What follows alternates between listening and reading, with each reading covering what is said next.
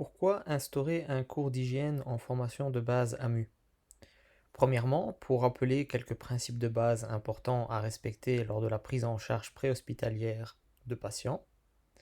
Les précautions d'hygiène vont permettre de se protéger soi et protéger le patient d'une éventuelle contamination, comme dans le cas de la gale, qui est très contagieuse.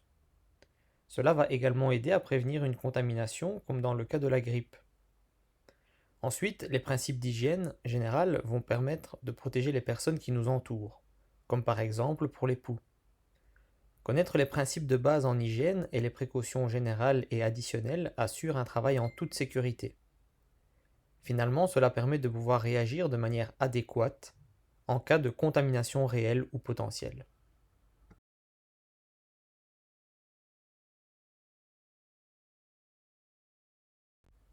Dans cette partie de cours, les notions préliminaires qui seront abordées concernent le schéma infectieux.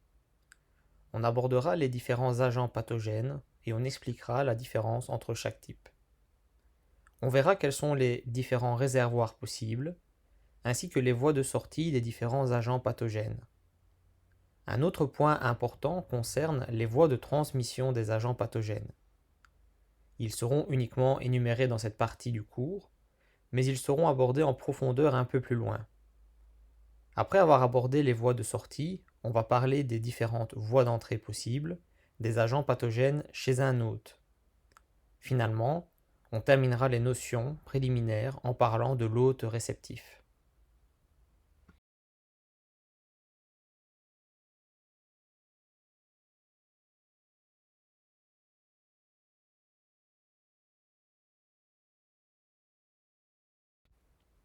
Entamons les notions préliminaires en abordant les grandes catégories d'agents pathogènes que l'on peut rencontrer.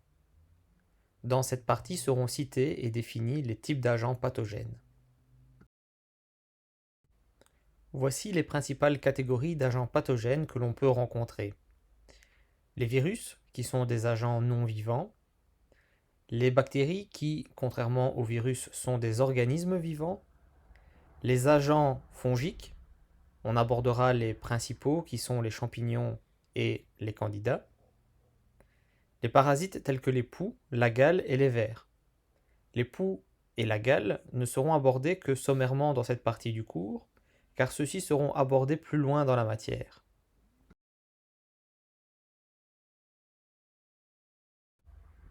Qu'est-ce qu'un virus? Il s'agit d'un agent infectieux microscopique, c'est-à-dire non visible à l'œil nu. L'utilisation d'un microscope est requise afin de pouvoir l'observer. Comme dit brièvement dans la diapositive précédente, il s'agit d'un organisme non vivant.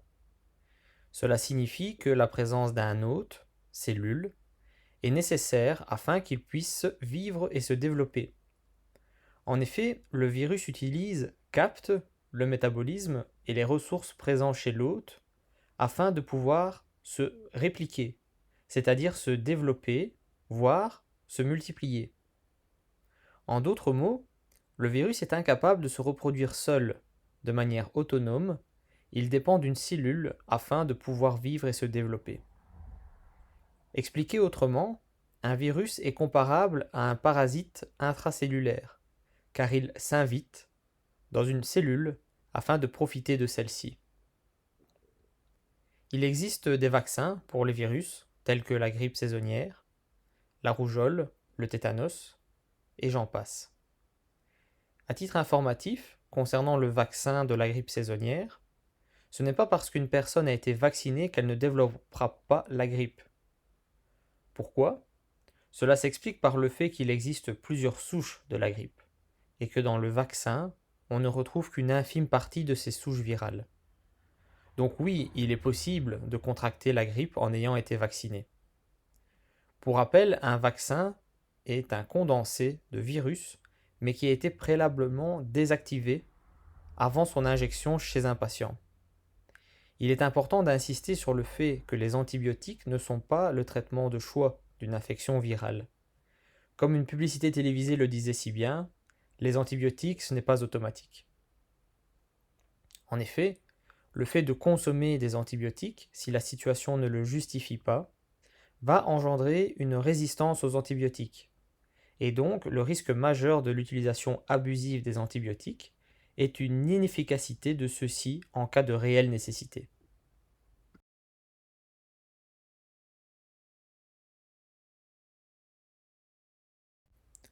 Qu'est-ce qu'une bactérie?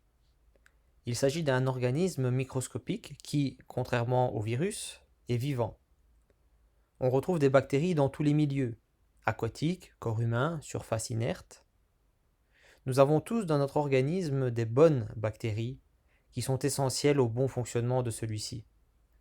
Par exemple, dans notre système digestif. Cependant, certaines bactéries peuvent devenir pathologiques et provoquer des infections d'origine bactérienne, infections urinaires, gastro-entérite, angine à streptocoque. Les infections bactériennes sont traitées en administrant des antibiotiques adaptés selon le type de bactérie incriminée. Les bactéries n'ont pas que des effets négatifs.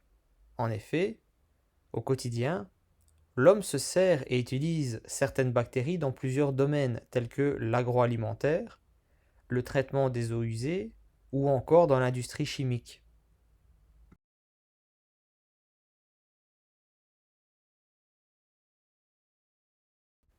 Il existe une multitude d'agents fongiques, mais nous n'aborderons dans ce cours que deux catégories que l'on rencontre le plus souvent. Il s'agit des champignons et des candidats. Qu'est-ce qu'un champignon? Il s'agit d'un agent pathogène parasite qui s'installe le plus souvent au niveau de la peau, du cuir chevelu et des autres muqueuses. Parfois, ces champignons peuvent toucher certains organes tels que les poumons, le plus souvent. L'infection par champignon provoque ce que l'on appelle une mycose. Comme dit sur la diapositive précédente, on a parlé de deux principales catégories d'agents fongiques. On a déjà abordé les champignons, il nous reste donc à parler des candidats. Il s'agit d'une levure, type de champignon, qui touche principalement les muqueuses. Il y a des conditions qui favorisent l'apparition de ces candidats. Ces facteurs favorisant leur développement sont la chaleur et l'humidité, valables pour la majorité des champignons et levures. Les candidats provoquent ce que l'on appelle une candidose.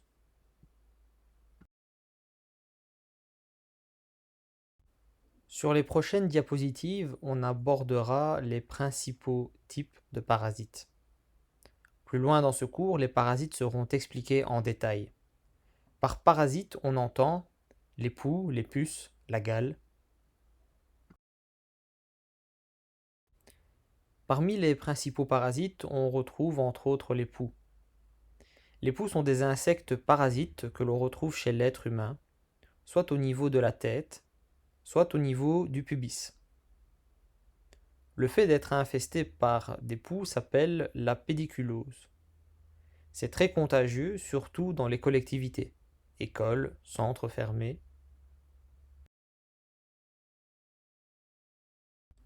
Autre parasite que l'on rencontre fréquemment, la gale. La gale est une maladie infectieuse très contagieuse qui touche la peau, causée par un parasite qui ressemble à un acarien. La gale peut se trouver sous une forme dite bénigne ou sous une forme plus grave, comme la gale norvégienne, dont les lésions sont plus étendues que dans la forme simple de la gale et qui comporte plus de complications dermatologiques. D'autres parasites que l'on rencontre assez souvent sont les vers parasites. Qu'est-ce qu'un ver parasite? Il s'agit d'un animal invertébré, c'est-à-dire qu'il a un corps mou et flexible, vu l'absence d'une colonne vertébrale ou de toute autre partie dure. Une caractéristique du ver parasite, comme son nom de parasite l'indique, est qu'il a besoin d'un hôte pour vivre. Cet hôte peut soit être un être humain, un animal ou encore une plante. Il existe plusieurs types de vers parasitaires. Il y a les vers intestinaux, ce sont des petits vers blancs, très fins, qui font entre 5 et 10 mm de longueur et qui vivent dans l'intestin. On les retrouve plus fréquemment chez les jeunes enfants. Il faut suspecter la présence de tels vers intestinaux si la personne se plaint de démangeaisons anales, et on les retrouve dans les selles. On retrouve également le ver solitaire appelé aussi ténia. Il y a un risque de contamination par le ver solitaire chez toute personne consommant de la viande crue, de bœuf et ou de porc. Il faut suspecter la présence de celui-ci chez toute personne ayant une forte augmentation de l'appétit et qui ne prend pas de poids. Le ver solitaire se développe également dans l'intestin et se nourrit chez son hôte. Abordons à présent les différents réservoirs des agents pathogènes décrits précédemment. Concernant les réservoirs des différents agents pathogènes que nous avons déjà abordés, on retrouve les êtres humains, hommes, femmes, enfants, les animaux, qu'ils soient domestiques ou sauvages, tiques, puces, les aliments, c'est principalement le cas des parasites, comme les vers parasitaires, l'eau, eau potable, eau stagnante, et cela concerne également principalement les parasites. En ce qui concerne les voies de sortie des agents pathogènes, on va aborder les différentes sources pouvant contenir ces agents pathogènes. En d'autres termes, par où ces agents pathogènes sortent-ils? Par où sortent les agents pathogènes avant de pénétrer chez un hôte? Par la bouche, c'est-à-dire via la salive et ou les vomissements, par des lésions cutanées, plaies contaminées par des bactéries, par les selles, langes d'enfants et ou personnes âgées,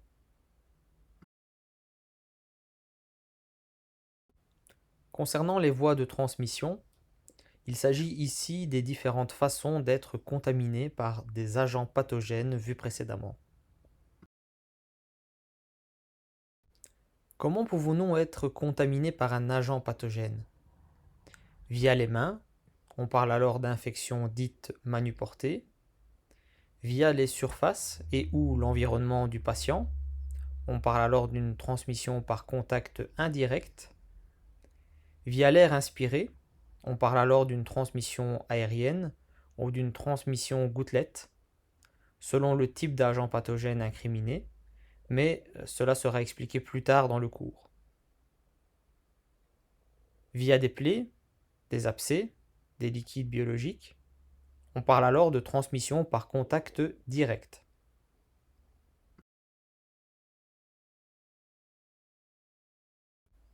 Abordons à présent les voies d'entrée des agents pathogènes chez l'hôte, ou en d'autres termes, par où ces agents pathogènes peuvent-ils pénétrer dans l'organisme de l'hôte receveur? Les agents pathogènes peuvent rentrer dans l'organisme de l'hôte via différentes portes d'entrée qui sont les suivantes. La bouche, salive, les yeux ou d'autres muqueuses, projection de liquides biologiques contaminés, la peau via des lésions cutanées.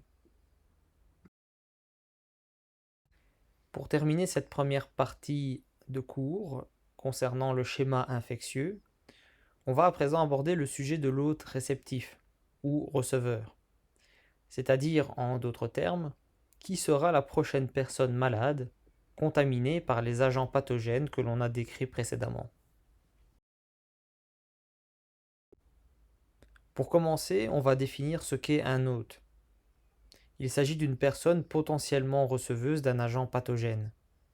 Il existe deux catégories d'hôtes réceptifs. On parle d'hôtes sains et d'hôtes malades. Qui est concerné? Quelle catégorie de personnes peut être concernée par une contamination par des agents pathogènes? Tout le monde est concerné, tant les enfants, quel que soit l'âge, que les adultes ou encore les personnes âgées. Bref, personne n'est à l'abri d'une potentielle contamination.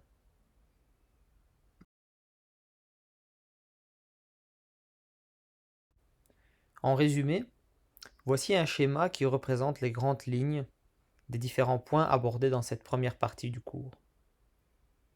Ce qui est important à savoir, c'est la différence entre un virus et une bactérie, ainsi que les différents maillons du schéma infectieux, c'est-à-dire les différents agents pathogènes, les réservoirs des agents pathogènes, les voies de sortie ou via quels moyens ces agents pathogènes quittent le corps d'un hôte, les voies de transmission des agents pathogènes, les voies d'entrée des agents pathogènes chez un hôte, ainsi que la notion d'hôte réceptif, qu'il soit sain ou malade.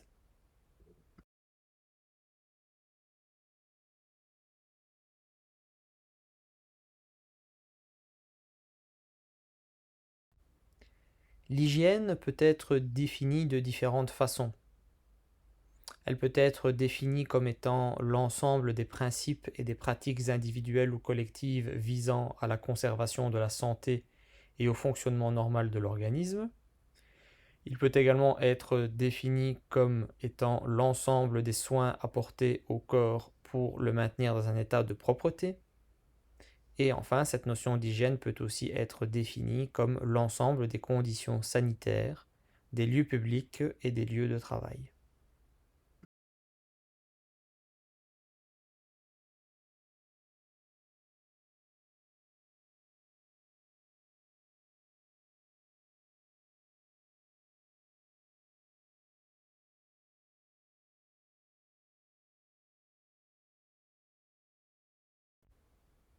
En faisant un zoom sur la tenue personnelle du secouriste ambulancier, plusieurs éléments peuvent être mis en évidence.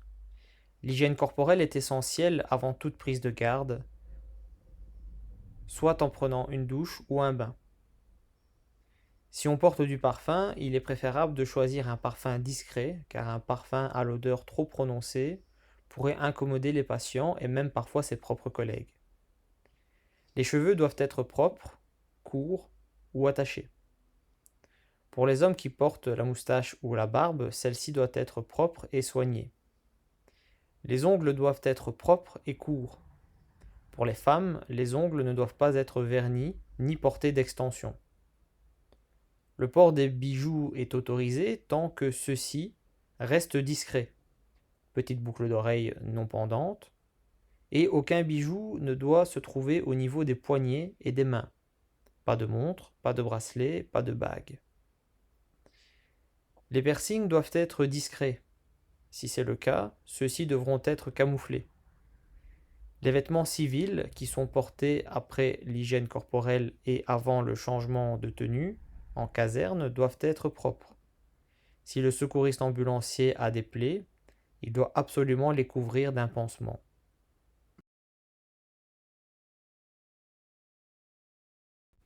La tenue doit être confortable, c'est-à-dire de taille adaptée afin de faciliter la manutention des patients.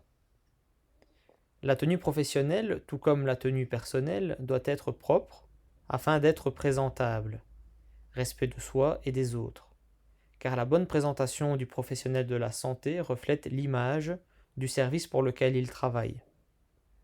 La tenue doit être changée si celle-ci est souillée ou si elle présente un risque de contamination quelconque pour soi et les autres. En résumé, cette tenue professionnelle a un rôle de prévention quant aux risques et aux potentielles contaminations. En effet, la veste doit pouvoir se fermer jusqu'en haut afin de protéger du froid et de certaines radiations telles que les rayons alpha et bêta. Cette veste doit également être munie de moyens de fermeture, de serrage, au niveau des poignets et des chevilles, afin d'éviter que certaines choses s'introduisent dans la veste ou le pantalon. Débris, poussière, insectes, liquides. La tenue doit être munie de bandes réfléchissantes afin de permettre une visibilité des secouristes ambulanciers et donc de réduire les risques lors d'une mission en aide médicale urgente à l'extérieur, autoroute, voie publique, mission nocturne. Au niveau ministériel, la masse d'habillement recommandée est la suivante: un polar, un t-shirt ou un polo, un pantalon, une paire de chaussures de sécurité, une veste pouvant se fermer jusqu'en haut, un casque de protection.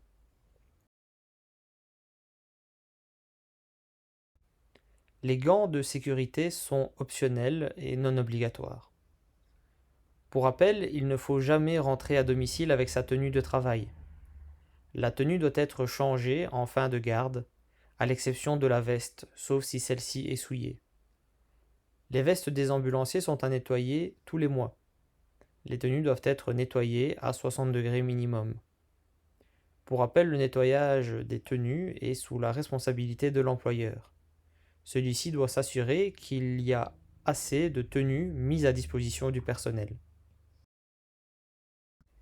Les mains constituent la voie la plus importante de transmission des infections croisées. Des micro-organismes indésirables sont indirectement transportés d'un patient à l'autre par l'intermédiaire des mains des professionnels de la santé.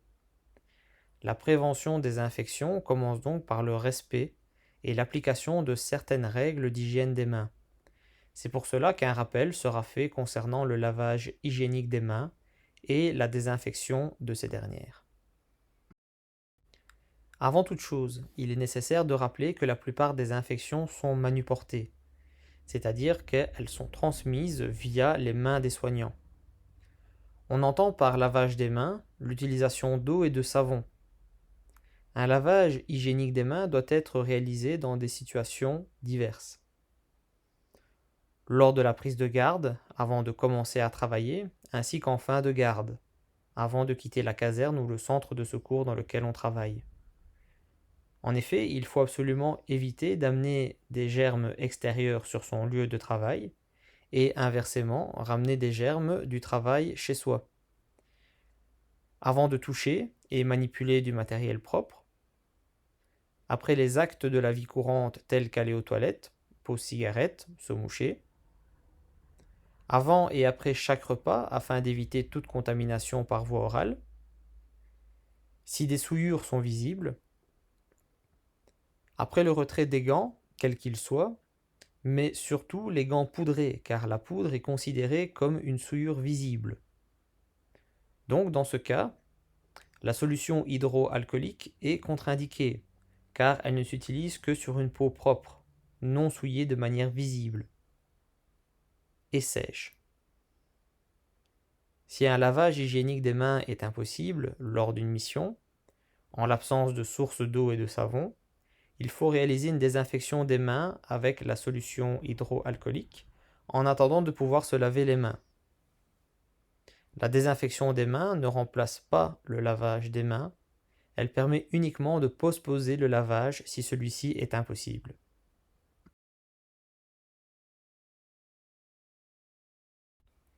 On entend par désinfection l'utilisation d'une solution hydroalcoolique. La désinfection des mains doit être réalisée dans les circonstances suivantes. Après le retrait de gants ou d'un masque, après un contact avec le patient et son environnement, sans gants, après avoir quitté sa tenue professionnelle et avant de quitter son lieu de travail, après le nettoyage du véhicule. Si les mains sont visiblement souillées, un lavage hygiénique des mains doit être réalisé avec une désinfection des mains. Il faut insister sur le principe qu'on ne désinfecte que ce qui est propre.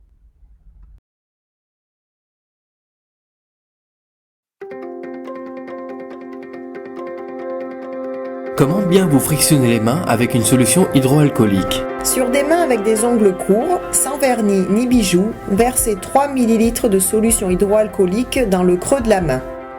Frictionnez-vous la face interne des mains, puis la face externe. Insistez sur les espaces interdigitaux et le dos des doigts. Pensez à bien vous frictionner les pouces, la pulpe des doigts et les poignets. Si nécessaire, répétez la friction jusqu'au séchage complet du produit en un temps minimum de 30 secondes.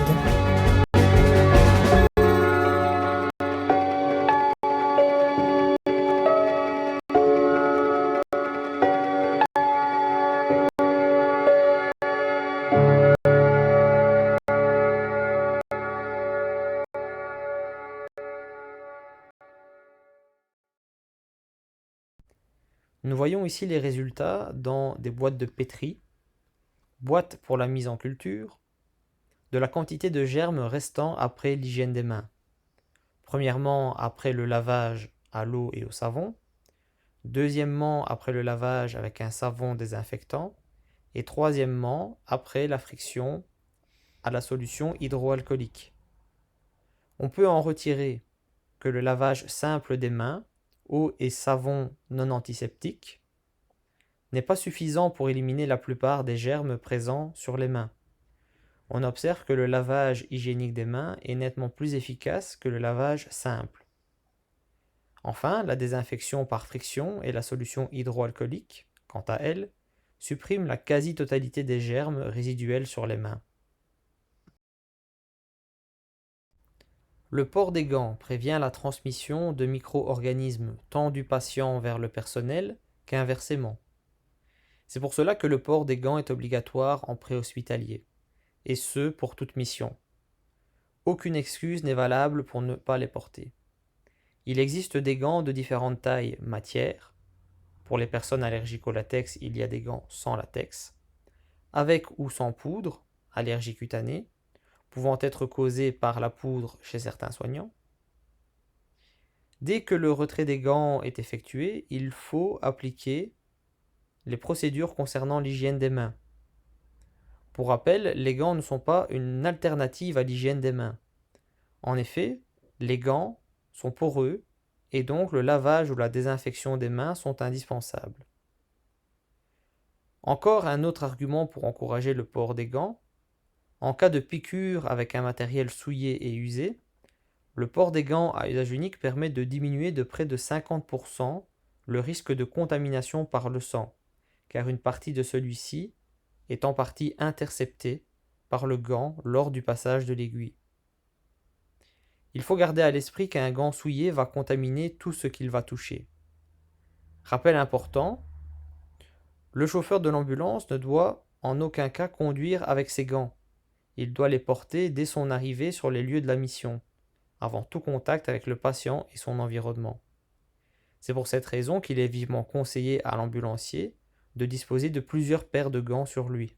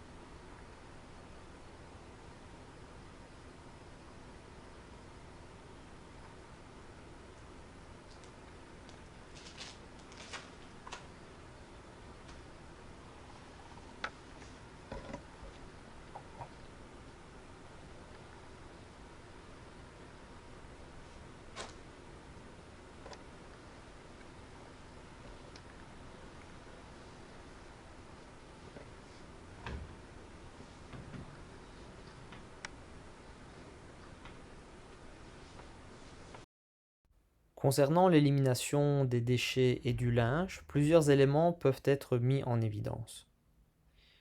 Tous les objets tranchants et piquants tels que les aiguilles, les lames, les bistouris, les rasoirs doivent être éliminés dans le Rigibox jaune prévu à cet effet, car il est résistant à la perforation. Le remplissage maximal du Rigibox correspond aux 3/4. Lorsque ce Rigibox est plein, il faut l'éliminer dans un autre conteneur de plus grande capacité. Les compresses qui sont souillées avec du sang sont à éliminer dans la poubelle normale, dans un sac à déchets prévu à cet effet. Le linge sale, mais a priori non infecté, doit être évacué dans un sac à linge normal. À savoir que les draps et les couvertures doivent être changés entre chaque patient au niveau du service des urgences de l'hôpital ou au niveau de l'institution de soins. Le linge infecté doit être évacué dans un sac jaune destiné à l'élimination des linges et déchets infectés. Le matériel divers, tel que les emballages de la trousse à perfusion, etc., s'élimine dans la poubelle normale. Enfin, le matériel d'un patient, potentiellement ou réellement infecté, doit être éliminé dans un conteneur rigide jaune.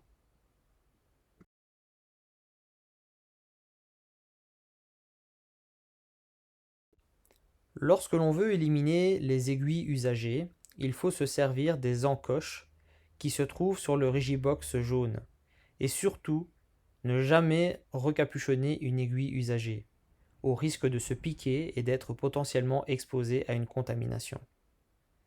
Si on trouve des aiguilles quelconques dont on ignore la source, l'origine, qu'elles soient usagées ou non, il ne faut absolument pas les récupérer à la main, mais les saisir avec une pince de cochère.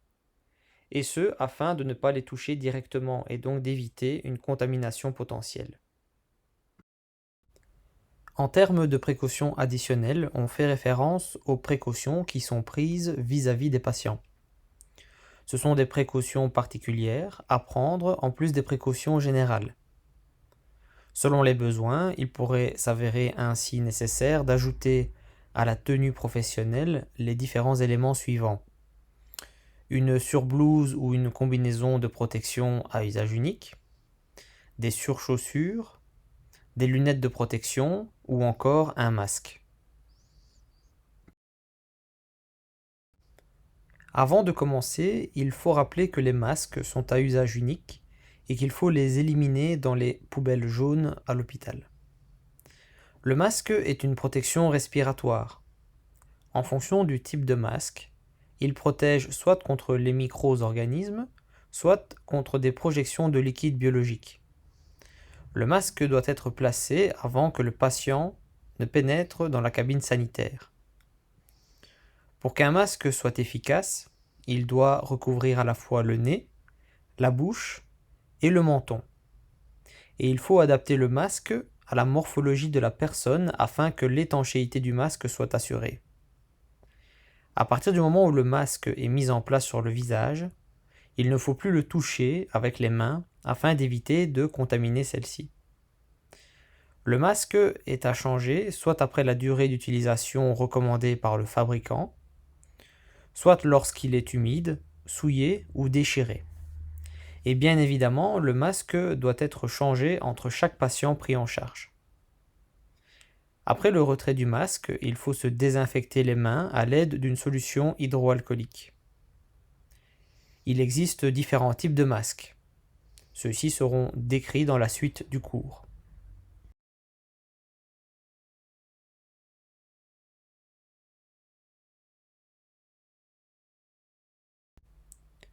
Le masque chirurgical protège contre les contaminations de type gouttelette, c'est-à-dire qu'il intercepte les gouttelettes émises lors de l'expiration du patient et offre donc une protection de l'entourage immédiat du patient, environ 1,5 m autour de celui-ci. Il protège à la fois le patient, le personnel soignant et les autres personnes. Si un patient est immunodéprimé, il faut également utiliser le masque chirurgical afin de protéger celui-ci d'une potentielle contamination externe. Le port du masque tant pour le personnel soignant que pour le patient lors de ses déplacements. Le masque chirurgical est un masque à usage unique et se change entre chaque patient. Sa durée d'utilisation dans le temps est précisée par le fournisseur. Le masque de protection FFP, dit de haute qualité, est beaucoup plus coûteux. Il se porte donc en cas de nécessité liée au risque lié à la pathologie du patient. Sa traduction signifie pièce faciale filtrante contre les particules, c'est-à-dire qu'il protège contre les contaminations aériennes. Ce type de masque peut être réutilisé, sauf s'il a été visiblement souillé ou endommagé, si la déformation de la bandelette nasale et la distension des élastiques ne permettent plus une bonne étanchéité au niveau du visage. On dénombre également deux autres types de masques, FFP2 et FFP3. Le FFP2 sert de protection contre les virus par transmission aérienne. Grippe, syndrome respiratoire aigu sévère, coronavirus ou encore tuberculose. En cas de suspicion de tuberculose active, le port de ce type de masque est recommandé aussi bien pour le patient que pour le soignant. Le masque FFP3 est le masque le plus filtrant. Il est utilisé comme protection contre Ebola ou encore l'amiante. Ce type de masque ne fait pas partie de la liste de dotation en matériel d'une ambulance 112. La surblouse et la combinaison jetable sont des moyens de protection de la tenue de travail en cas de risque important de salissure ou de contagion. Cette combinaison doit posséder certaines caractéristiques pour être aux normes. Elle doit comporter des longues manches et des longues jambes, mais également une capuche. Cette blouse est non stérile et faite d'un tissu non tissé. Pour finir, elle doit être conforme aux normes européennes. EPI de catégorie 3 pour des agents pathogènes à risque de catégorie 3. Les surchaussures sont plastifiées et se jettent après utilisation dans la poubelle normale. Elles protègent les chaussures des liquides, des excréments, de la saleté, etc. Les lunettes de protection protègent contre les projections de liquides biologiques ou encore les fluides corporels en cas d'acte invasif, comme par exemple un accouchement, une intubation, un patient traumatisé au niveau facial qui est agité. Elles protègent également contre les maladies transmissibles par voie aérienne, sanguine ou respiratoire.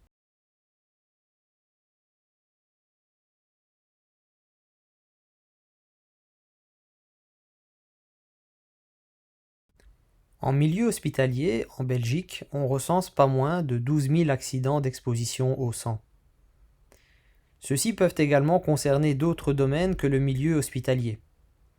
En effet, ils peuvent toucher d'autres milieux professionnels tels que les maisons de repos et de soins, les soins à domicile, les centres de soins, les entreprises de traitement des déchets, les services de nettoyage, les secouristes, les pompiers. On entend par accident d'exposition au sang tout contact avec du sang ou d'autres liquides biologiques contenant ou non du sang et comportant soit une effraction cutanée ou une morsure, soit la projection sur une muqueuse ou sur une peau lésée, éraflure, eczéma.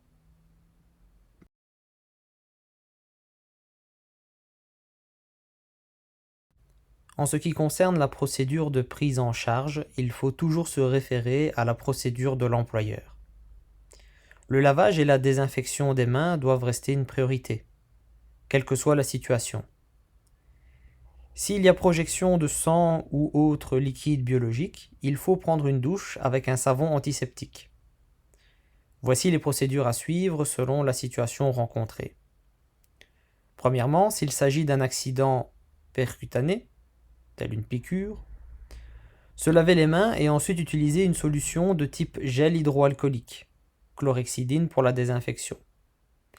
Il est important de laisser s'écouler le sang hors de la lésion, mais il est interdit de presser au niveau de la lésion, donc ne pas faire saigner volontairement, car cela augmente le risque de contamination.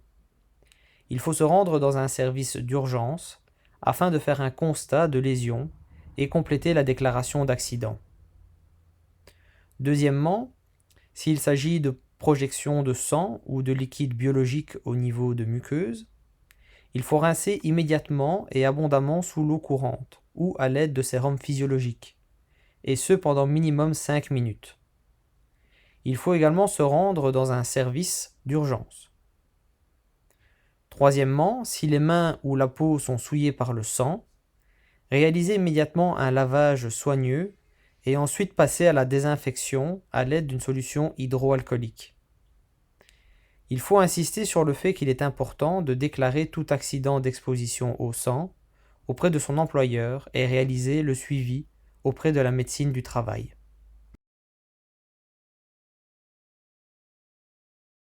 En ce qui concerne la déclaration d'accident, il conviendra également de suivre la procédure de l'employeur.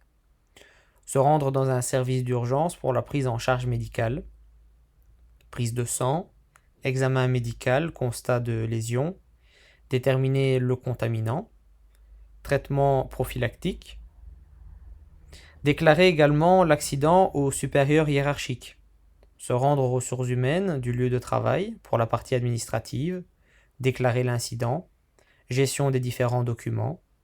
Il conviendra également de s'assurer et effectuer le suivi post-exposition en consultation d'infectiologie. Une sérologie est effectuée au moment même de l'accident ainsi que 6 mois après.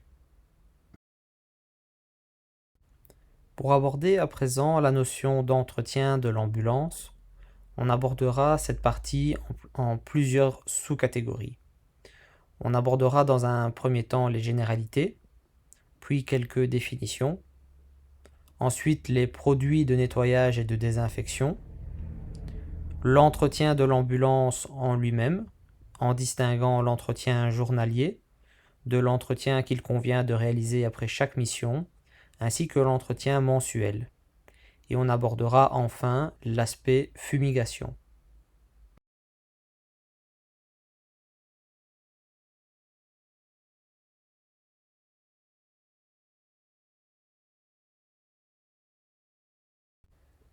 L'hygiène de l'ensemble des véhicules de transport sanitaire doit être une préoccupation de santé publique, car tant le véhicule que les ambulanciers peuvent être des sources de contamination du patient transporté et inversement. Le patient infecté peut être une source de contamination pour les ambulanciers, pour le matériel et la cabine sanitaire.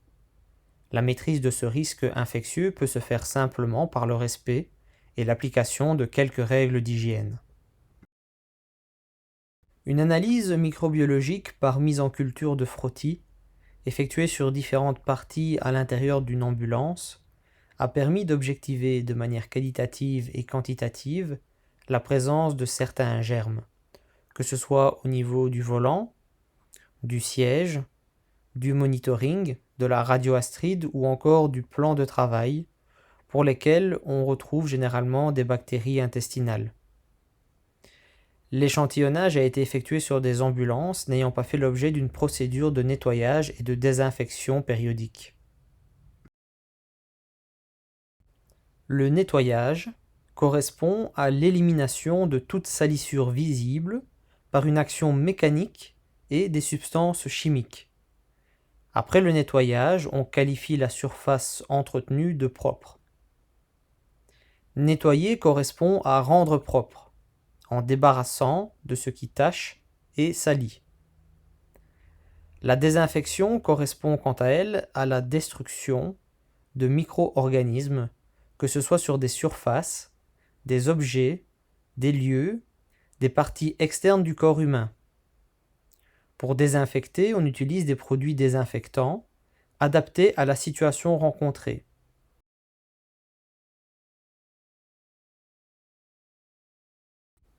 Une désinfection sera considérée comme efficace si plusieurs critères sont respectés.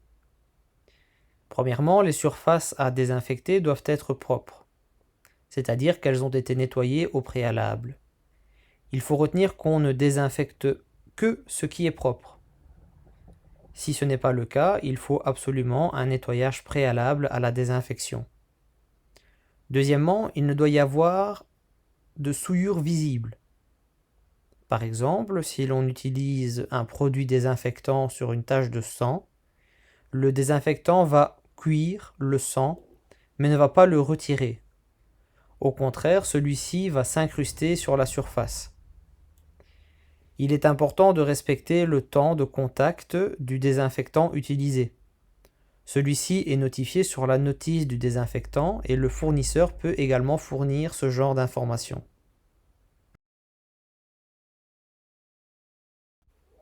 Les véhicules se doivent d'être entretenus régulièrement.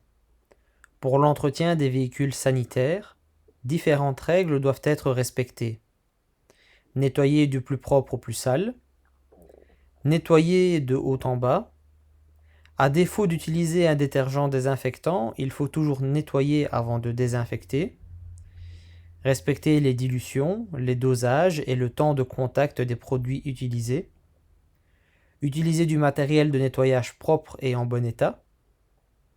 En fin de nettoyage, le matériel ad hoc doit être nettoyé, c'est-à-dire qu'il ne doit pas y avoir d'eau stagnante dans les seaux de nettoyage, car cela pourrait être une source de développement de bactéries.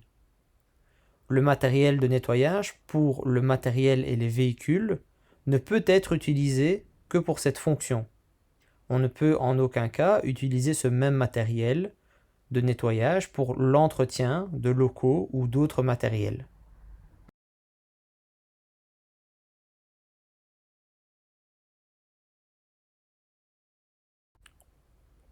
Le produit utilisé doit être efficace, c'est-à-dire qu'il doit avoir les propriétés suivantes: virucide, fongicide et bactéricide. Il doit être simple d'emploi de par son contenant, de par le fait qu'il n'y a pas de dilution et que le temps de contact nécessaire pour une action efficace du produit est relativement court. Les différents produits pouvant être utilisés doivent être compatibles entre eux afin de ne pas créer des réactions chimiques pouvant être nocives lors de leur utilisation. Les produits ne doivent en aucun cas être corrosifs pour les surfaces et les matériels traités. Enfin, les produits ne doivent être toxiques ni pour le personnel qui les manipule, ni pour les patients. Le produit le plus couramment utilisé était le spray d'Agnos. Ce produit est à la fois détergent et désinfectant. Il ne contient ni alcool ni parfum de synthèse ajouté. Cependant, celui-ci a été retiré des services de secours et des hôpitaux car ce type de produit présente trop de risques pour la santé des utilisateurs. En fonction des lieux de travail, vous trouverez des produits alternatifs à l'Agnos. La marque de désinfectant le plus souvent rencontrée est Clinel, tant sous forme de spray que de lingette.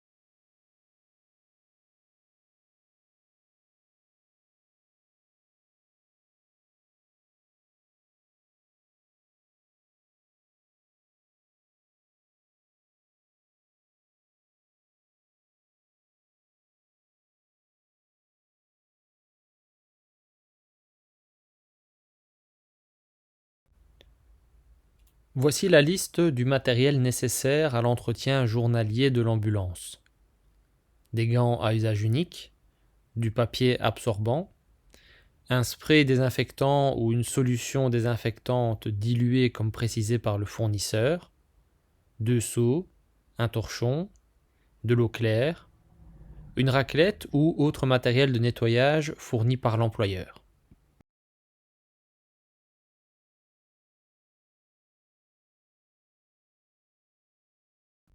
En ce qui concerne l'entretien de la cabine du chauffeur, toujours porter des gants lors de l'élimination des déchets et changer de gants avant de manipuler le nouveau matériel. Ne pas oublier qu'entre 2 changements de gants, il faut réaliser l'hygiène des mains. Se désinfecter les mains et mettre des gants à usage unique. Éliminer les déchets éventuels dans les sacs poubelles jaunes. Changer de gants en n'oubliant pas la désinfection des mains. Désinfecter avec une lingette imbibée de spray désinfectant, le levier de vitesse, le volant, le frein à main, la radio, le micro, les commandes du tableau de bord, les portes intérieures, les poignées intérieures et extérieures, les sièges, les accoudoirs et les ceintures. Finalement, éliminer les lingettes usagées dans le conteneur jaune prévu à cet effet. En ce qui concerne la procédure d'entretien de la cabine sanitaire, Il faut insister sur le principe qu'il faut aller du plus propre au plus sale. Toujours porter des gants avant de manipuler les produits désinfectants. Désinfecter les plans de travail, les portes des armoires, le matériel de paramétrage, les sièges, accoudoirs et appuie-tête, les ridelles de la civière et les barres de soutien. Éliminer également les lingettes souillées dans le conteneur jaune prévu à cet effet. Nettoyer le sol avec une solution désinfectante, ne pas rincer ni sécher. Il est important d'utiliser les deux seaux, de couleurs différentes si possible, pour être certain de ne pas les confondre. Le premier seau qui contient de l'eau claire uniquement et qui va servir d'eau de rinçage. Cette eau doit par ailleurs être régulièrement changée. Le deuxième seau qui contient de l'eau et la dose recommandée de désinfectant. Si la cabine sanitaire est souillée, il faut tout d'abord réaliser un premier nettoyage en rinçant à l'eau claire et ensuite il faut réaliser un deuxième nettoyage sans rincer cette fois-ci. Vider les seaux d'eau après que le nettoyage soit terminé. Ne jamais laisser d'eau stagnante car cela favorise la prolifération de bactéries. Et enfin, rincer les torchons à l'eau claire avant de le réserver au lavage. En ce qui concerne à présent l'entretien après chaque mission, pour l'entretien du matériel et de l'ambulance après chaque mission, le matériel nécessaire est gants à usage unique, spray détergent désinfectant et papier absorbant. La procédure d'exécution de cet entretien est la suivante. Mettre des gants à usage unique afin d'éliminer et évacuer le matériel et le linge utilisés lors de cette mission. Pour rappel, on élimine les déchets et le linge non contaminés dans des sacs normaux. Par contre, les linges et les déchets contaminés ou potentiellement contaminés sera éliminés dans des sacs et boîtes prévus à cet effet. Je vous renvoie pour ceci à la partie qui concerne l'élimination des déchets et du linge. Enlever les gants et réaliser l'hygiène des mains, solution hydroalcoolique ou lavage des mains si gants poudrés. Remettre une nouvelle paire de gants. Pulvériser le produit sur toutes les surfaces et tout le matériel ayant été en contact avec le patient et frotter à l'aide du papier absorbant. Laisser sécher le temps nécessaire recommandé par le fournisseur du produit. Temps de contact du produit afin que celui-ci soit efficace. Éliminer les gants et réaliser l'hygiène des mains. Remettre du linge propre, un nouveau sac poubelle et réapprovisionner en matériel propre. Finalement, et si cela s'avère nécessaire, faire l'entretien du sol de la cabine sanitaire dès le retour à la base, caserne ou centre de secours. Dans le cas où un patient est porteur de la tuberculose, de la rougeole ou encore de la varicelle et qu'il est transporté dans la cabine sanitaire, il faudra aérer la cabine pendant 2 heures dès le retour à la base de départ. Si jamais l'hôpital vous contacte par la suite en signalant que le patient transporté a été diagnostiqué positif à l'un de ces 3 agents pathogènes, il faudra aérer dès que possible la cabine sanitaire pendant 2 heures. C'est également la procédure d'entretien à respecter en cas de suspicion pour le Covid-19.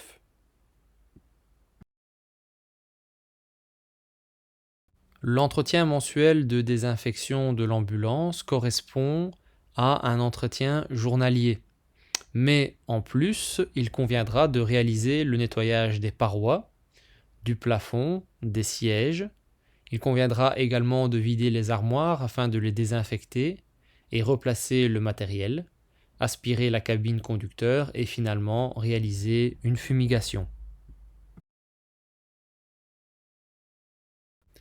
Les 3 diapositives suivantes vous apportent quelques précisions concernant la désinfection par voie aérienne, autrement dit la fumigation.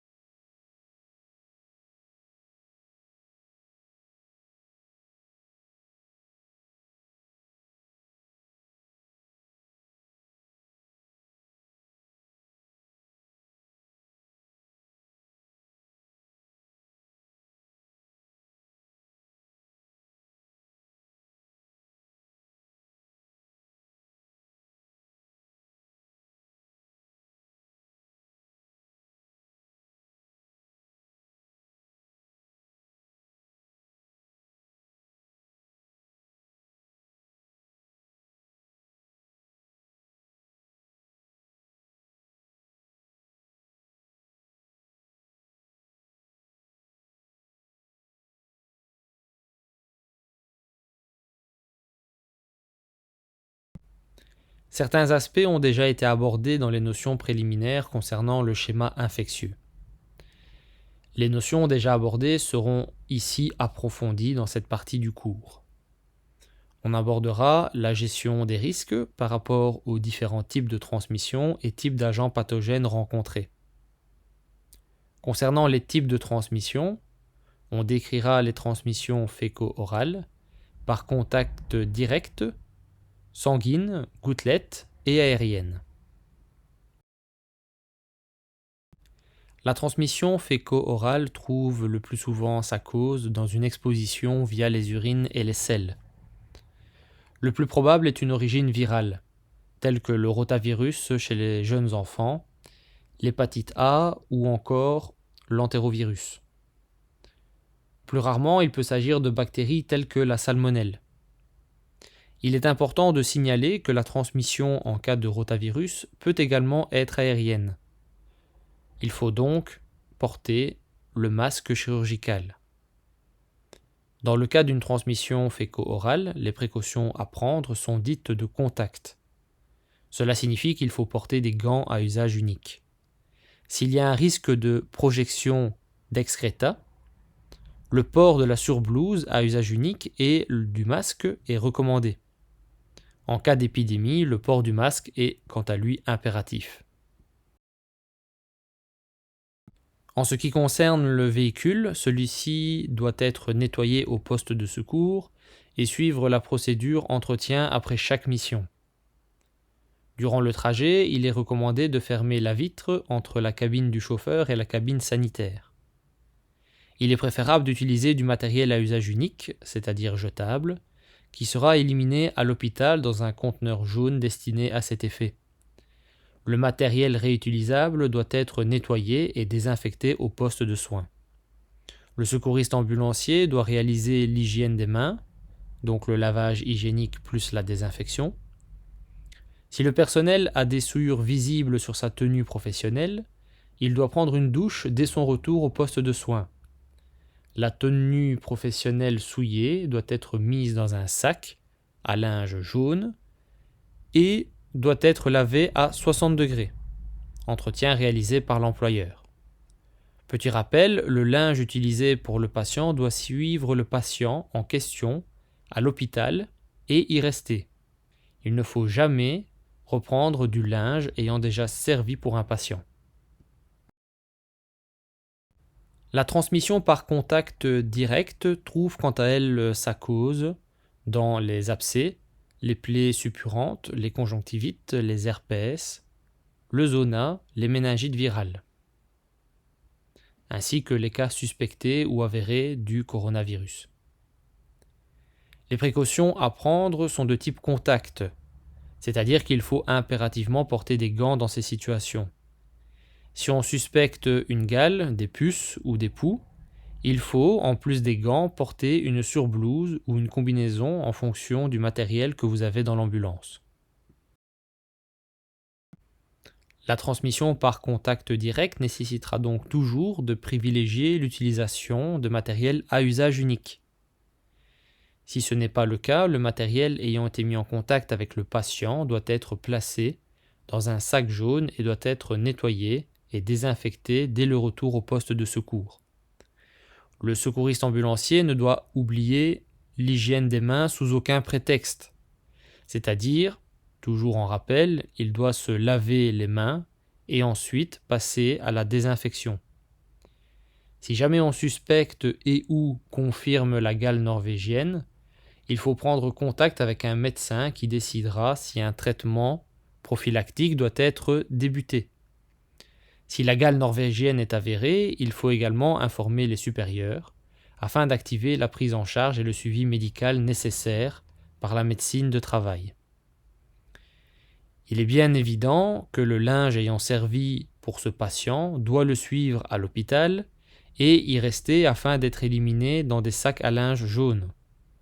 Si on vous informe d'une gale norvégienne chez un patient et que les précautions adéquates n'ont pas été prises, il faut absolument enlever la tenue professionnelle complète portée lors de la prise en charge, chaussures, chaussettes, sous-vêtements, et placer les vêtements dans un sac à linge jaune pulvériser d'insecticides, laisser poser pendant 4 heures et ensuite laver ses vêtements à 60 degrés. La transmission sanguine concerne principalement les risques de transmission du VIH et des hépatites B et C. Il ne faut pas se méfier uniquement de l'exposition au sang, mais également penser aux autres fluides corporels, surtout en ce qui concerne l'hépatite C, tels que le sperme, la salive, les larmes, les urines. Le sang et le sperme sont à plus haut risque de contagion car la charge virale est plus importante dans ces liquides biologiques.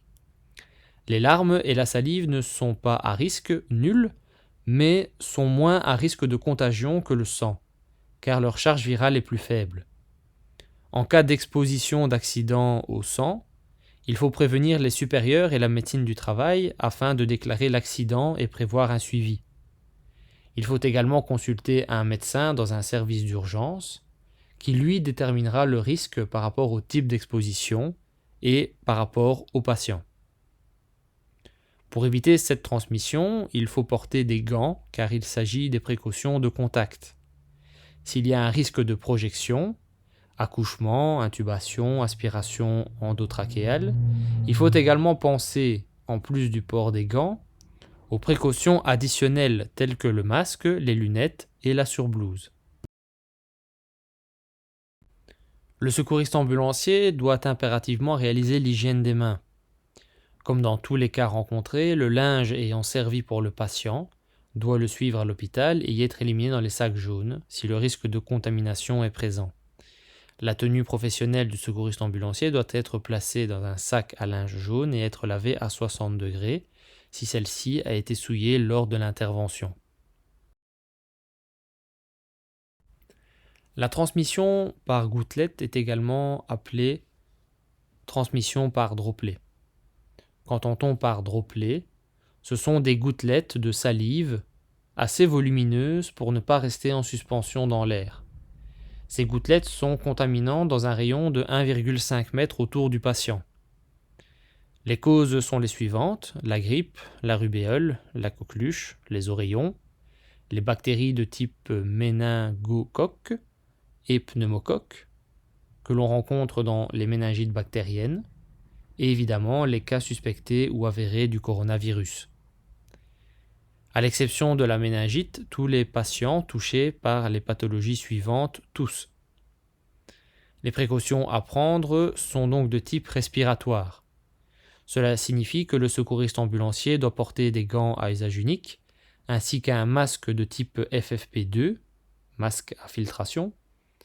De plus, il faut que le patient porte également un masque, mais un masque de type chirurgical, afin que les gouttelettes soient interceptées par le masque au lieu d'être semées dans l'environnement. Pour rappel, le masque chirurgical doit être changé lorsqu'il est mouillé, déchiré ou souillé. Si le patient est atteint d'une méningite bactérienne nécessitant un traitement antibiotique, le secouriste ambulancier doit en avertir ses supérieurs, afin que la médecine du travail puisse effectuer le suivi. Le secouriste ambulancier sera vu par un médecin dans un service d'urgence qui décidera si un traitement prophylactique doit être prescrit ou non. Si tel est le cas, le secouriste ambulancier recevra une dose de ciproxine 500 mg en comprimé afin d'éviter le risque de portage. En ce qui concerne le véhicule, celui-ci se fera comme dans le cas d'un entretien après mission. Le matériel à usage unique est bien sûr préférable et sera éliminé dans un conteneur jaune à l'hôpital. Le matériel réutilisable, quant à lui, sera nettoyé et désinfecté. L'hygiène des mains est incontournable à nouveau ici et doit être respectée par le secouriste ambulancier. Petit rappel, en cas de risque de contamination par la méningite bactérienne à méningocoque, il faut consulter un médecin dans les services d'urgence, où celui-ci déterminera la nécessité d'un traitement antibiotique prophylactique. Le linge ayant été en contact avec le patient doit être éliminé à l'hôpital, dans des sacs à linge jaune et les déchets dans un conteneur jaune. Contrairement à la transmission gouttelette, la transmission aérienne concerne des micro-gouttelettes que l'on appelle aussi aérosols. Ces micro-gouttelettes restent quant à elles en suspension dans l'air. Le risque de transmission aérienne se trouve principalement dans le cas de la tuberculose ou la bactérie du bacille de Koch, mais également en cas de rougeole ou de varicelle. Évidemment, on retrouve ça aussi chez les cas suspectés ou avérés de Covid-19. Les précautions à prendre sont de type aérien, c'est-à-dire que le port des gants et d'un masque FFP2 pour le secouriste ambulancier est obligatoire. Le patient, quant à lui de nouveau, doit bénéficier d'un masque chirurgical. Le véhicule doit être nettoyé selon la procédure d'entretien liée au transport d'un patient porteur d'une infection à risque de transmission aérienne. Le matériel doit être éliminé et ou entretenu selon les procédures d'hygiène. À nouveau ici, l'hygiène des mains reste primordiale. En cas de suspicion de rougeole ou de rougeole confirmée, il faut vérifier le statut vaccinal. Les personnes nées avant 1970 ne sont plus concernées car sont considérées comme étant vaccinées. Si besoin, se faire vacciner suite à l'exposition du côté du secouriste ambulancier. Cela doit être déclaré comme accident de travail et avertir ses supérieurs afin que la médecine du travail puisse faire le suivi. La médecine du travail va avoir besoin des dates de vaccin contre la rougeole. Si ces dates sont inconnues ou incertaines, la médecine du travail demandera probablement une prise de sang afin de doser les anticorps de la rougeole. Si le seuil d'anticorps est trop bas, le vaccin devra être refait. Le vaccin de la rougeole consiste en 2 injections à 2 mois d'intervalle. La seule contre-indication à ce vaccin est la grossesse. En cas de tuberculose suspectée ou avérée, il faut avertir ses supérieurs et faire une déclaration d'accident de travail et faire un suivi en médecine du travail. Le linge doit suivre le patient à l'hôpital et y être éliminé dans les sacs jaunes, comme d'habitude. Pas de spécificité quant à la tenue du secouriste ambulancier, sauf si celle-ci a été souillée lors de l'intervention.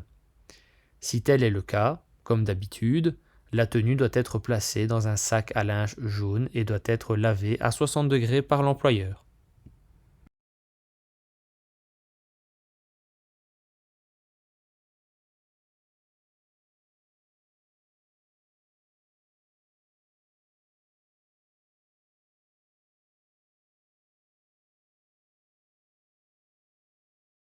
Une exposition à des parasites tels que les puces, les poux et autres parasites comporte des risques de contamination. La transmission se fait ici par contact direct et c'est pour cela qu'il faut porter des gants. Dans le cas d'une infestation, il faudra pulvériser de l'insecticide dans le véhicule et le secouriste ambulancier devra réaliser un shampoing spécifique dans le cas de poux. L'hygiène des mains reste une étape incontournable lors de la prise en charge d'un patient quel qu'il soit. Le linge ayant été en contact avec le patient doit être éliminé à l'hôpital et le matériel à usage unique et autres déchets doivent être éliminés dans le conteneur jaune à l'hôpital. En ce qui concerne la tenue professionnelle, même chose que d'habitude, être placé dans le sac à linge jaune, aspergé d'insecticide, et laisser agir pendant 4 heures avant de pouvoir laver la tenue à 60 degrés. La gale est causée par un parasite. Comment la reconnaître ? La clinique, c'est-à-dire les signes et les symptômes, sont principalement des plaintes de démangeaisons assez importantes et très désagréables. Il en résulte donc des lésions de grattage, parfois très marquées et visibles. Et parfois, on peut observer des sillons noirs au niveau interdigital.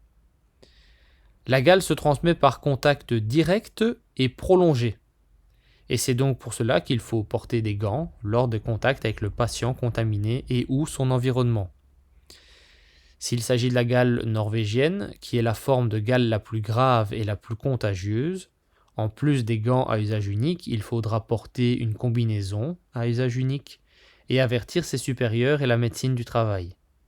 Il faut consulter un médecin qui remplira un document d'accident de travail et le suivi se fera par la médecine du travail. Il se pourrait qu'un traitement soit prescrit par le médecin. Ce n'est pas un traitement préventif, mais bien curatif, si le risque de contamination est trop important au vu des circonstances.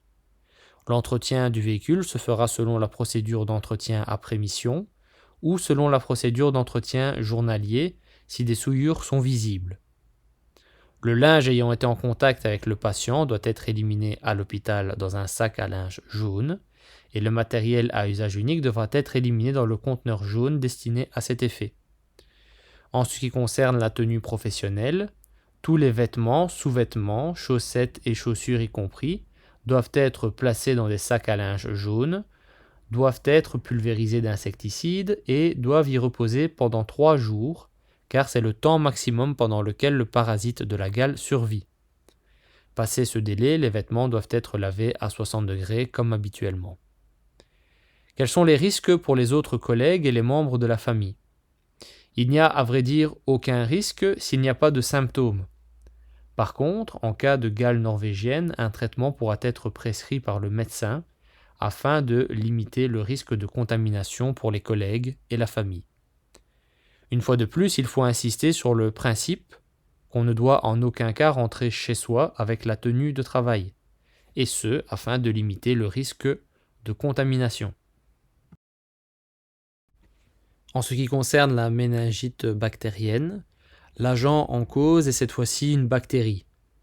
La méningite bactérienne est plus dangereuse que la méningite virale, car celle-ci se propage plus rapidement et elle est également appelée méningite fulminante. Comment reconnaître une suspicion de méningite ? Voici la clinique, c'est-à-dire de nouveau les signes et les symptômes de ce que l'on appelle syndrome méningé.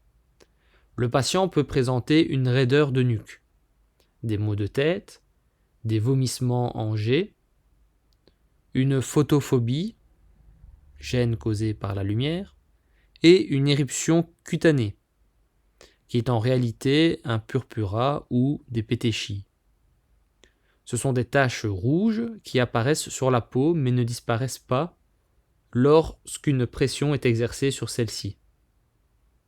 On peut également observer une fièvre qui peut parfois être assez élevée et être accompagnée de frissons, ainsi que des signes de choc, tachycardie, pâleur, cyanose, marbrure. Car dans le cas d'une méningite bactérienne à un stade plus ou moins avancé, le patient peut en effet faire un choc septique, qui sera mortel dans la majorité des cas. Cette bactérie se transmet par gouttelettes ou droplets. Pour rappel, ce sont les grosses gouttes de salive qui peuvent contaminer dans un rayon de 1,5 m autour du patient. Les précautions à prendre sont donc de type respiratoire. Cela signifie de nouveau que le secouriste ambulancier doit porter des gants et un masque avec un pouvoir filtrant assez important, donc le type FFP2.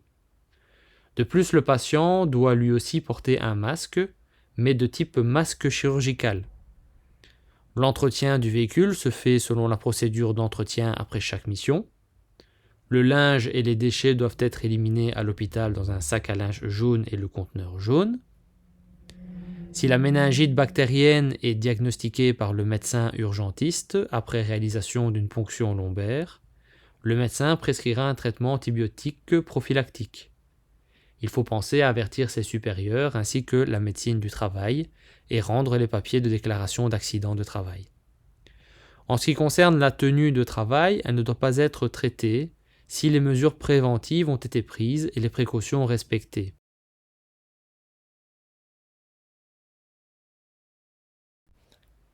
À l'inverse de la méningite bactérienne, il ne s'agit plus ici d'une bactérie mais d'un virus qui est mis en cause quand on aborde la méningite virale. La clinique du patient reste identique. Il s'agit du tableau clinique du syndrome méningé. La transmission se fait à la fois par contact direct et par voie respiratoire.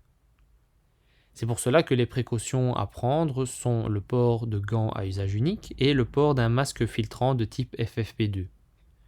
De plus, le patient doit également porter un masque de type chirurgical. Une précaution additionnelle doit être respectée en cas de risque de projection.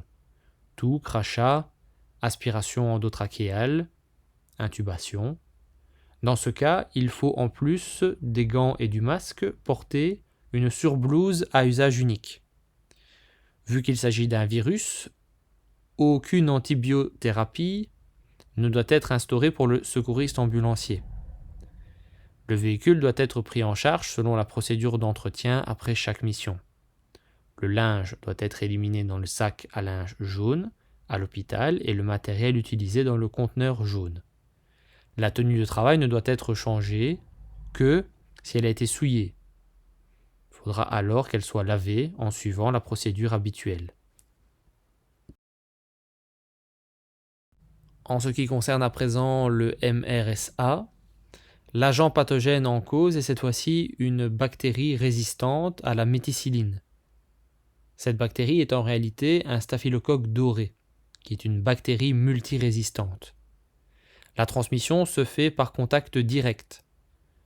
Donc les précautions à prendre sont le port des gants à usage unique et le port de la surblouse à usage unique, ainsi que le masque de type FFP2. On porte le masque en cas de réalisation d'actes pouvant générer des gouttelettes en aérosol. On considère que le MRSA nécessite un isolement strict. Le véhicule doit être pris en charge selon la procédure entretien après chaque mission. Le secouriste ambulancier doit respecter et suivre les règles d'hygiène générale concernant le lavage et la désinfection des mains. Si jamais les précautions n'ont pas été respectées, le secouriste ambulancier doit prendre une douche avec un savon désinfectant et placer sa tenue de travail dans un sac à linge jaune et la faire laver selon la procédure habituelle. Le linge et les déchets doivent être éliminés comme d'habitude selon les procédures d'élimination du linge et des déchets potentiellement infectés. Pour le BMR, l'agent en cause dans ce cas sont des bactéries dites multirésistantes. Les modes de transmission sont le plus souvent féco-oral et parfois directs, car certains types de BMR survivent dans l'environnement du patient. Les précautions à prendre sont alors le port des gants, la surblouse à usage unique et les précautions d'hygiène générale. Le véhicule doit être entretenu selon la procédure d'entretien après chaque mission, sauf s'il y a des salissures, alors il faut se référer à la procédure d'entretien journalier. Le linge et les déchets doivent être éliminés à l'hôpital dans le sac et conteneur jaune destiné à cet effet. Si les précautions additionnelles ont été respectées, la tenue professionnelle ne doit pas être changée. La tuberculose est causée par une bactérie qui s'appelle bacille de Koch. C'est une pathologie pulmonaire au départ avec une clinique de perte de poids importante, fatigue intense, perte d'appétit, fièvre, toux grasse, expectoration sanguinolente et des difficultés respiratoires. Si la tuberculose n'est pas traitée ou traitée très tardivement, on peut observer des bacilles de Koch à d'autres endroits que dans les poumons, comme par exemple dans les os, dans les méninges ou encore dans des abcès. La transmission est de type aérienne, mais il y a des risques de contamination si le patient est traité pour sa tuberculose. Les précautions à prendre sont port de gants, masque filtrant FFP2 et masque FFP2 également pour le patient. Un entretien selon la procédure entretien après chaque mission si le patient portait un masque avant de rentrer dans la cabine sanitaire. Si le patient ne portait pas de masque et qu'il n'y a pas de souillure visible, il faut aérer la cabine sanitaire pendant 2 heures dès le retour à la base et effectuer un entretien de type entretien après le transport d'un patient porteur d'une infection à transmission aérienne. Le linge et les déchets doivent être éliminés dans les sacs à conteneurs destinés à cet effet. La tenue de travail ne doit pas être changée si les mesures préventives ont été respectées. Si le patient ne portait pas de masque et que le secouriste ambulancier a été averti après le transport, il doit changer de tenue et éliminer la tenue souillée dans un sac à linge jaune et faire procéder au lavage de celle-ci. Par rapport au secouriste ambulancier, si le patient ne portait pas de masque lors de son transport ou que l'hôpital a prévenu par la suite, Le secouriste ambulancier doit déclarer cela comme étant un accident de travail et doit avertir ses supérieurs de la médecine du travail. Le secouriste ambulancier doit prendre une douche à l'aide d'un savon désinfectant et réaliser une intradermo via la médecine du travail en déant les 3 semaines qui suivent le contact avec le patient porteur du bacille de Koch. Si le résultat de l'IDR est négatif, un contrôle sera réalisé 6 mois plus tard. Si le résultat est positif, une radiographie du thorax sera réalisée. L'hépatite B est un virus et la transmission se fait par contact sanguin ou via des liquides biologiques au niveau des muqueuses. Les précautions à prendre sont le port de gants à usage unique. S'il y a un risque de projection, les précautions additionnelles à respecter sont le port du masque chirurgical, la surblouse et les lunettes de protection.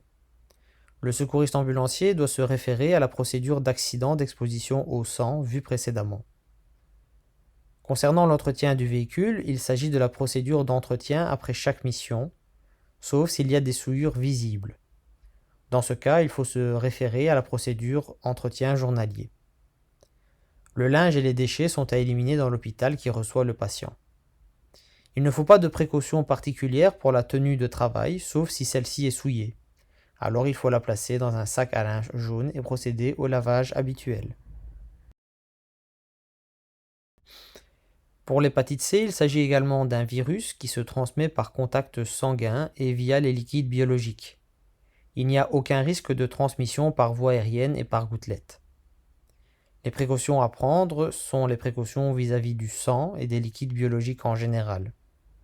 Il s'agira donc du port des gants à usage unique. S'il y a des risques de projection et d'éclaboussure comme dans le cas de l'intubation, de l'aspiration, il faut également s'équiper avec un masque, une surblouse et des lunettes de protection. Le secouriste ambulancier doit se référer à la procédure d'exposition d'accident au sang. Le véhicule doit être pris en charge selon la procédure d'entretien après chaque mission, sauf s'il y a des souillures. Alors il faut procéder à la procédure d'entretien journalier. Le linge et les déchets doivent être éliminés à l'hôpital selon la procédure d'élimination des déchets. S'il y a des projections de sang ou de liquide biologique sur une peau saine, le secouriste ambulancier doit prendre une douche avec un savon désinfectant.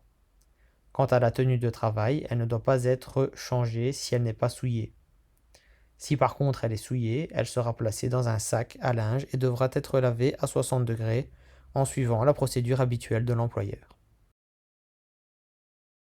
Le VIH ou virus d'immunodéficience humaine peut causer une maladie appelée SIDA, syndrome d'immunodéficience acquise. Ce virus atteint le système immunitaire, c'est-à-dire les défenses immunitaires naturelles du corps humain. Cela peut engendrer des complications et des pathologies associées graves. La transmission se fait par contact sanguin et il n'y a aucun risque de transmission aérienne ou respiratoire.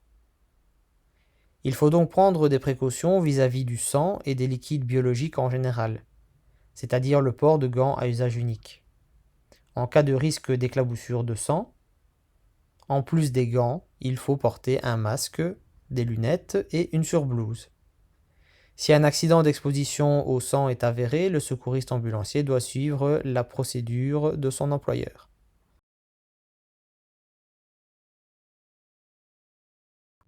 Pour ce qui est du véhicule, il faut suivre la procédure d'entretien après chaque mission ou la procédure entretien journalier si la cabine sanitaire est souillée. Le linge doit suivre le patient et être éliminé à l'hôpital dans le sac à linge jaune s'il est souillé. Pareil pour le matériel à usage unique et les déchets qui doivent être éliminés à l'hôpital dans le conteneur destiné à cet effet. La tenue de travail, si elle est souillée, doit être placée également dans un sac à linge jaune et être lavée à 60 degrés. La grippe saisonnière est causée par le virus influenza. Il y a plusieurs souches de virus de la grippe. La période d'épidémie se situe normalement entre janvier et avril. Comment la reconnaître? Les signes cliniques sont la fièvre, affection respiratoire, syndrome grippal et également symptômes de myalgie, qui sont en fait des douleurs musculaires. frisson, céphalée, asthénie, fatigue intense, et anorexie, perte d'appétit. La grippe peut être transmise soit par contact, soit par gouttelette, droplée dans un rayon de 1,5 m autour du patient. C'est pour cela que les précautions à prendre sont de type respiratoire, c'est-à-dire que cela comporte le port de gants à usage unique, le port du masque FFP2 et une surblouse s'il y a un risque de projection. Le patient doit également porter un masque, mais de type chirurgical. Pour le véhicule, procédure d'entretien après chaque mission. Si le patient ne portait pas de masque en entrant dans la cabine sanitaire, alors procédure d'entretien après le transport d'un patient porteur d'une infection à transmission aérienne. C'est-à-dire aérer la cabine sanitaire pendant 2 heures avant de réaliser la procédure de nettoyage de la cabine sanitaire, comme après chaque mission. Le linge et le matériel doivent absolument suivre le patient à nouveau et y être éliminés selon la procédure adéquate. Le secouriste ambulancier ne doit en aucun cas négliger l'hygiène des mains. La tenue du travail doit également être placée dans un sac à linge jaune et être lavée à 60 degrés si les mesures de protection n'ont pas été prises et ou respectées. La coqueluche est une infection respiratoire causée par une bactérie qui provoque des quintes de toux sèches persistantes à l'absence de traitement. Cette toux est très caractéristique, car comparable au chant du coq. Cette maladie est très contagieuse. Elle peut être grave si elle survient chez les nourrissons de moins de 6 mois ou chez les personnes fragiles. Il existe un vaccin pour la coqueluche, mais il doit y avoir plusieurs rappels à faire par la suite. On peut développer la coqueluche plusieurs fois. Cela s'explique par le fait d'avoir eu la maladie donne une protection immunitaire, anticorps, mais celle-ci s'affaiblit au fil du temps. Quand le taux d'anticorps est faible, la maladie peut être contractée à nouveau. Sa transmission se fait par gouttelette, droplée dans un rayon de 1,5 m autour du patient. Cela signifie que les précautions à prendre sont de type respiratoire. Donc de nouveau, gants à usage unique, masque de type FFP2 et surblouse en cas de risque de projection. Pour éliminer le risque, le patient doit également porter un masque de type chirurgical. Un entretien de la cabine sanitaire doit être réalisé selon la procédure d'entretien après chaque mission. Le linge et les déchets doivent être éliminés à l'hôpital, dans les contenants destinés à cet effet. Rien de particulier en ce qui concerne la tenue de travail, sauf si celle-ci est souillée. À ce moment-là, elle doit être changée et lavée selon la procédure habituelle. Un petit rappel pour insister sur le fait que, par mesure d'hygiène, on ne rentre jamais en tenue de travail au domicile. Il faut également penser à vérifier le statut vaccinal en ce qui concerne la coqueluche et peut-être doser le taux d'anticorps. Mais cela doit être envisagé via la médecine du travail. Les pathologies décrites ici, provoquant à la fois de la fièvre et une éruption cutanée chez les enfants, sont toutes causées par des virus, hormis la scarlatine, qui elle est causée par une bactérie. La varicelle est une maladie très contagieuse, causée par le virus de l'herpès.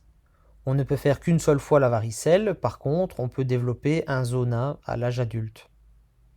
Elle atteint principalement les bébés et les jeunes enfants dans environ 90% des cas. Elle se manifeste par des vésicules qui apparaissent sur la peau et les muqueuses et de fortes températures dans la majorité des cas. La rougeole est une maladie virale très contagieuse qui est caractérisée par une éruption cutanée associée à de la fièvre modérée en général, de la rhinite, de la conjonctivite et de la toux. La rubéole est une maladie virale épidémique. C'est une maladie généralement bénigne qui touche principalement les enfants mais qui peut provoquer de graves complications si elle touche la femme enceinte en début de grossesse. La scarlatine est une maladie infectieuse, dermatologique, due à une bactérie, streptocoque. Elle touche les enfants entre 5 et 10 ans, principalement, et est caractérisée par une éruption cutanée, qui peut également toucher la muqueuse buccale. Elle est en général peu contagieuse. En ce qui concerne le mode de transmission de la varicelle et de la rougeole, il s'agit d'une transmission de type aérienne, avec un risque supplémentaire de transmission par contact pour la varicelle. Au niveau du secouriste ambulancier, port de gants, masque FFP2 et surblouse. Pour ce qui est de la rubéole et de la scarlatine, il s'agit cette fois-ci d'une transmission par gouttelette. Au niveau des précautions, même chose que pour la varicelle et la rougeole, sauf que la surblouse n'est à utiliser que s'il y a de la toux avec un risque de projection. Si ces maladies ont été développées pendant l'enfance, l'immunisation est considérée comme acquise. Inversement, si ces maladies n'ont pas été développées dans l'enfance, il est important d'appliquer les directives et de respecter les mesures préventives à l'égard de ces maladies contagieuses. Il faut ainsi également veiller à vérifier son statut vaccinal, surtout pour la rougeole, auprès de son médecin traitant, et le cas échéant se diriger vers la médecine du travail qui pourra faire vérifier le taux d'anticorps en réalisant une prise de sang et en réalisant des vaccins si cela s'avère nécessaire.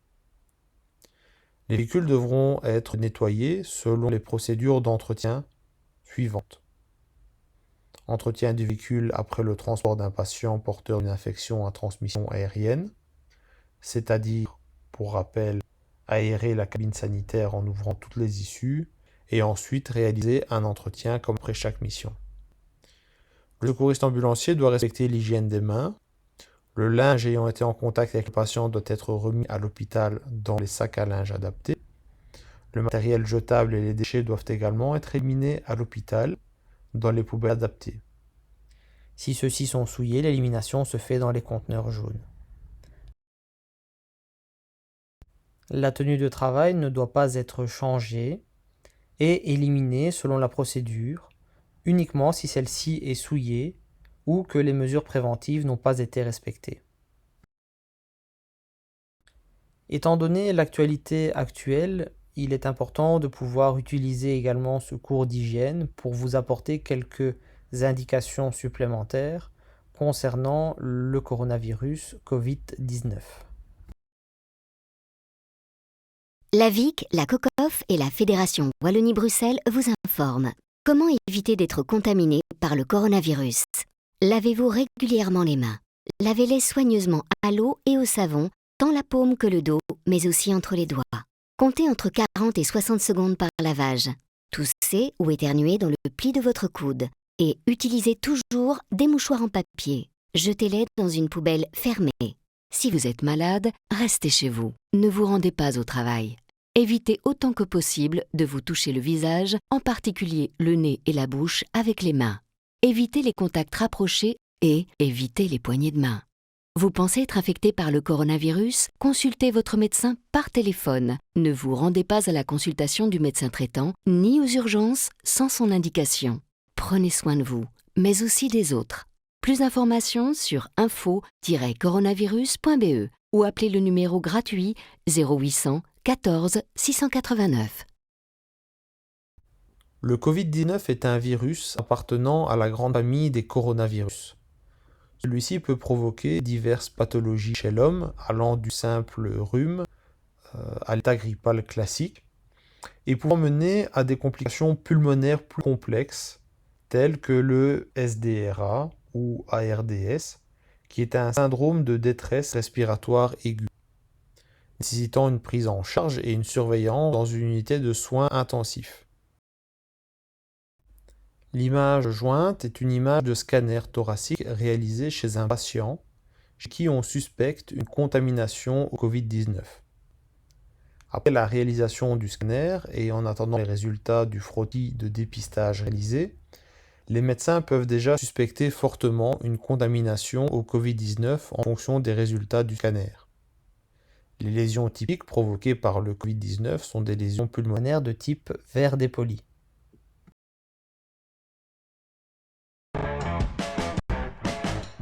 Bizarre. On dirait qu'ils sortent plus. S'il n'y a plus personne dans les rues, comment on va faire, nous? Ah, ça, c'est sûr que s'il n'y a plus personne,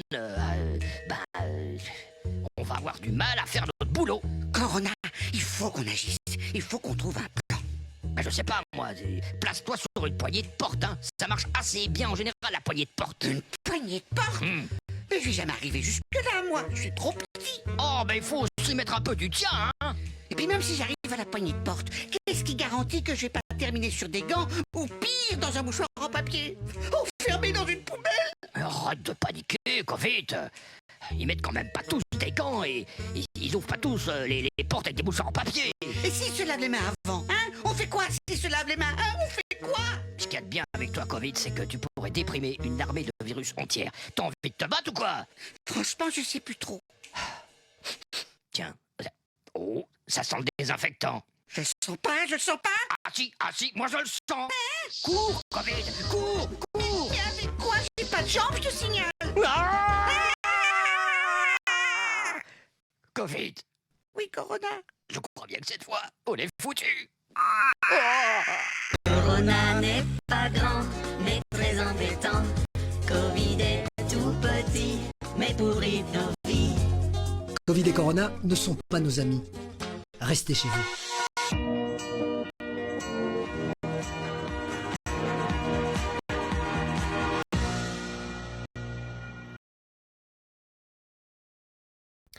Merci pour votre écoute et bon courage pour la suite. N'oubliez pas qu'en cas de questions, il existe toujours le forum pour poser ces questions. Les enseignants effectuent, n'oubliez pas, une veille hebdomadaire concernant vos questions. N'oubliez pas également de réaliser le test formatif qui va vous permettre de tester vos connaissances et de recevoir un feedback en retour. Et n'oubliez pas également d'aller consulter les outils de remédiation et outils pour aller plus loin. Vous y trouverez des fiches synthèse que vous pouvez télécharger et imprimer en fonction de vos besoins.